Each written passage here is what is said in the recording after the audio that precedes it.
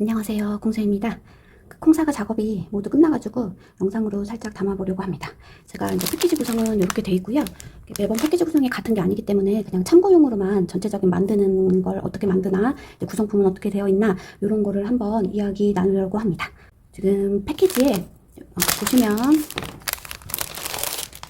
맨 뒤에 설명서가 있어요. 설명서 3장, 그 다음에 뒷지, 그 다음에 보더 4종, 그 다음에 바탕지, 베이스 원단이죠. 그 다음에 사과에 하나, 둘, 셋, 4개. 이렇게 해서 4가지 색깔, 꼭지 색깔로 설명서에 표시를 해뒀고요. 바이어스는 직각 바이어스로 3.5 넣어드렸어요.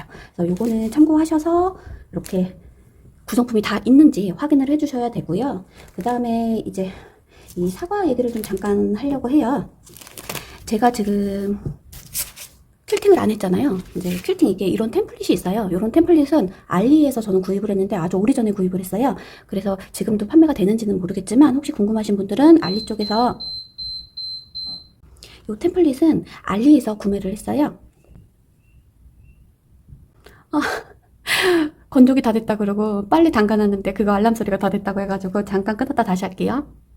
얘 이제 퀼팅 얘기를 잠깐 해보면 요거 지금 보도 쪽에는 지금 제가 보니까 요거를 얹으면 지금 보이실까요? 요거를 얹으면 폭이 얼추 나올 것 같아요. 요런 템플릿이. 얘는 플라스틱으로 되어 있고요. 예전에 알리에서 구입했었어요. 근데 지금은 구입을 할 수 있는지는 저도 찾아보지 않아서 모르겠지만 관심이 있으신 분들은 알리 쪽이나 들어가셔가지고 한번 템플릿을 찾아보시는 것도 괜찮으실 것 같아요. 요게 템플릿이라고 찾기보다 아마 검색어가 뭐 스텐실 뭐 요런 쪽으로 찾아보시면은 요게 나왔었던 것 같아요. 근데 정확하지는 않으니 참고만 해주시고요. 이제 요런 아이들로 퀼팅을 해주시고, 그 다음에 이제 베이스에 사가 올라가 있는 요 부분은 제 생각은 저는 수문 퀼팅을 하고요. 수문 퀼팅이라고 하는 거는 이제 아플리케가 다 돼 있으면 이 밑에 아플리케 밑에 쪽으로 수문 퀼팅은 기본이고요. 요 아이의 바탕지도 수문 퀼팅을 해주실 거면 바탕지도 퀼팅을 해주시는 게 좋은데, 바탕지 같은 경우에는 너무 정신사나운 퀼팅을 넣으면 조금 이렇게 멀리서 봤었을 때 좀 이렇게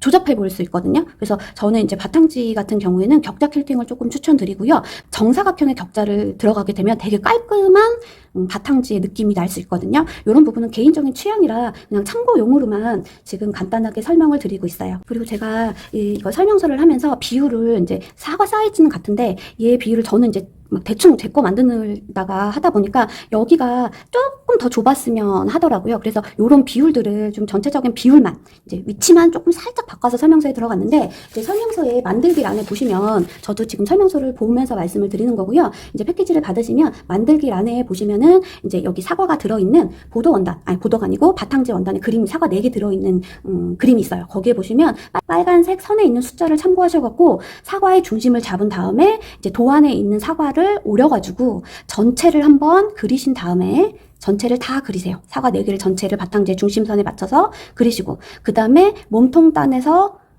원단에 놓고 그리시고 꼭지, 이파리 이런 식으로 해가지고 부분별로 잘라가지고 아플리케를 하게 되어 있습니다.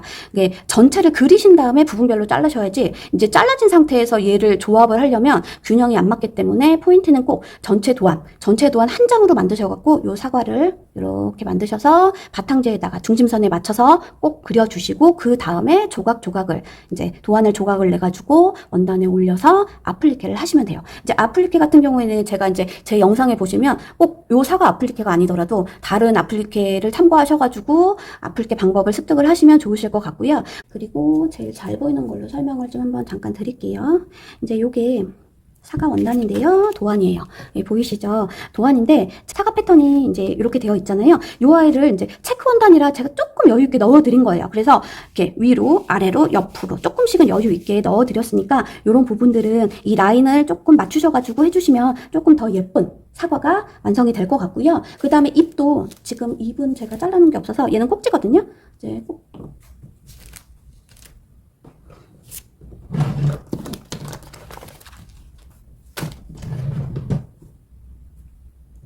얘는 꼭지인데 제가 처음에 만들었던 샘플 지역이라서 요 아이 같은 경우에도 요렇게 자르시지 마시고요. 이렇게 사각형이 있잖아요. 그럼 꼭지의 방향이 지금 보시면 요렇게 돼 있어요. 요렇게 같은 방향으로 해주시라고 약간 원단을 넉넉히 드렸으니까 요렇게 하셔서 하시면 바느질이 얘가 이렇게 사선으로 우리 조금 늘어나잖아요. 그 곡선 바느질 아플리케가 조금 편하실 거예요. 그렇게 하셔도 되고, 아 나는 아플리케 너무 잘해 하시는 분들은 이렇게 하셔도 상관없어요. 입도 조금 방향을 하시게끔 조금 크게 넣어드렸는데, 이게 조금 크게 넣어드렸다고 되게 크게 넣어주시는 줄 아시는 분들이 계세요. 패키지에서는 그렇게 할 수가 없으니 참고만 해주시고요. 그리고 여기 이제 템플릿 작업을, 얘가 이제 간단한 이제 잘못된 거예요. 이건 제가 이제 출력을 이제 계속 수정을 하면서 잘못된 도안인데 이게 버리기가 아까워가지고 제가 이걸로 설명을 드릴게요. 보통 저희가 이제 이 아플리케 형지를 좀 만들잖아요. 이제 뭐 간단하게 하나 정도 만들 때는 그냥 종이를 쓰셔도 돼요. 종이를 쓰셔도 되는데 사과가 지금 4조각이 4개의 사과이기 때문에 종이로만 사용을 하시면 그 수성펜을 사용하시거나 이제 연필을 사용하시거나 이럴 때 종이가 물러요. 이렇게 막 찌그러지고 이제 수성펜에 이제 그 액상이 묻어갖고 원 사이즈가 아닌 이제 사이즈 변형이 있을 수 있어가지고 형지 만드는 방법을 잠깐 설명드리도록 하겠습니다. 이렇게 전체 도안이 있잖아요. 다시 한번 말씀드리면 얘는 원래 도안이 아니고 그냥 참고용으로 제가 잘못된 도안이라는 걸 다시 한번 말씀드립니다. 얘 이제 처음에 우리가 얘를 형지 작업을 할 때 종이를 요렇게 종이를 이 도안에 맞춰서 먼저 자르시고 그 다음에 요렇게 스티커 이렇게 되어 있는 거 요거를 여기다가 붙여서 또 한 번 그 선을 자르시는 분들이 계세요. 그렇게 하면 턱이 생겨요. 그리고 사이즈도 조금 틀어지고요. 그래서 저는 어떻게 하냐면 만약에 이 전체 사이즈를 전체 도안을 먼저 잘라야 된다고 말씀드렸잖아요. 그러면 저는 종이로 이렇게 크게 따내거든요. 사이즈는 상관없어요. 정교하게 처음에 자르실 필요 없거든요. 사이즈 변형을 최대한 줄이기 위해서 그 라인으로 잘라내는 거는 한 번으로만 하기 위해서 그런 거니까. 아이고, 제가 손이 지금 가위질이 잘 안 돼가지고. 자, 이거는 이제 제가 설명드리기 위해서 한 거고, 이렇게 됐잖아요? 그러면 이거 지금 조금 작은 거예요. 지금 다이소 가시면 그 손 코팅지라고 해서 이렇게 한쪽에만 스티커 붙어 있는 게 있어요. 이걸 딱 떼내셔가지고 여기다가 이렇게 붙이시는 거예요. 이렇게. 저는 그냥 보여드리기 용으로만 이렇게 해서. 이때 이제 여기에서 선에 맞춰서 깔끔하게 한 번에 잘라주시는 거예요. 그러면 너무나 깔끔하게 도안이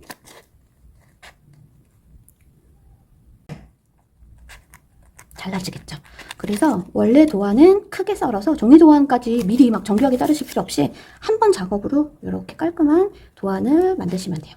뭐 이렇게 자르는 것까지는 다 안 넣어드려도 되겠죠. 이제 전체가 도안이 생기면 바닥지에 올려서 그리고 부분별로 이렇게 뭐 잘라가지고 원단에 올려서 그리고 그 다음에 아플리케를 하시면 돼요. 아플리케 실 같은 경우에는 얘는 막 그렇게 막 진한 실이 없기 때문에 아이보리 실이나 옅은 색 실을 사용하시면 좋으실 것 같아요. 그런 것들도 퀼팅이나 아니면은 이제 실 같은 경우에도 본인 취향들이 있으시기 때문에 살짝 참고만 하시고요. 얘를 지금 써보니까 열펜이 자국이 하얀색 자국 있잖아요. 가끔씩 생기는. 근데 그게 이제 약간 생길 수 있을 것 같아요. 이제 그게 이제 불편하신 분들은 수성펜을 사용하시고요. 이게 이제 열펜도 같은 열펜을 써도 이 선을 그릴 때 정말 두껍고 꾹꾹 눌러서 그리시는 분들은 어떤 원단에도 하얀색 자국이 생길 수밖에 없어요. 그거는 터치가 많이 심해져서 원단에 스크래치가 나면서 거기에서 또 묻어나는 걸 수도 있어요. 근데 이제 자국이라고 하죠. 그래서 흰색 자국이 남을 때가 있어요. 열펜이. 이제 그런 경우가 있기 때문에 항상 그 뭐 다른 원단에다가 이제 한쪽 그 시접 라인에다가 테스트를 해보시고 사용하시길 권해요. 근데 지금 같은 경우에는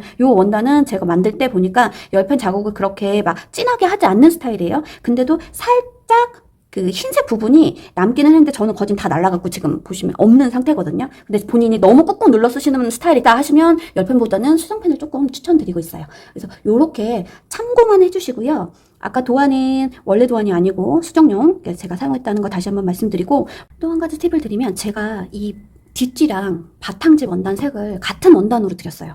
원단을 드렸기 때문에 뒷지를 꼭 이거 사용 안 하셔도 돼요. 왜냐면 집에 안 쓰는 원단들 있잖아요. 어차피 벽걸이 같은 경우에는 뒤로 가기 때문에 뒷지가 그렇게 크게 중요하지는 않아요. 그래서 저는 개인적으로 이 뒷지는 다른 데 활용을 하시라고 넣어드린 거거든요. 요걸로 쓰시면 아무래도 뭐 전체적인 느낌이 깔끔하게 더 나올 수는 있지만, 저는 이제 요 뒷지 같은 경우에는 일반 원단 있잖아요. 일반 원단을 올려도 충분히 어울릴 만한 원단이거든요. 그래서 제가 얘를 원래 다른 거 바꿔도 되는데 요걸로 일부러 넣어드렸어요. 그러니까 활용하실 분들은 다른 원단, 일반 그 뭐 면 원단 있잖아요. 퀼트 원단으로 사과를 만드셔도 올려도 충분히 예쁠 원단이거든요. 잠시만요. 자, 여기 보시면 요거는 이제 베이스 흔들리네요. 요거 보시면 얘는 이제 원단이 좀 다르기는 하지만 여기에 이 사과가 올라가도 충분히 예쁜 사과거든요. 그러니까 요런 면원단을 올려가지고 활용해 보시는 것도 추천을 조금 드리고 싶어요. 그렇게 하셔가지고 모든 건 다 참고용이기 때문에 이렇게 참고만 하셔가지고 본인 스타일에 맞춰서 예쁘게 만들어 주셨으면 합니다. 오늘은 여기까지 하겠습니다.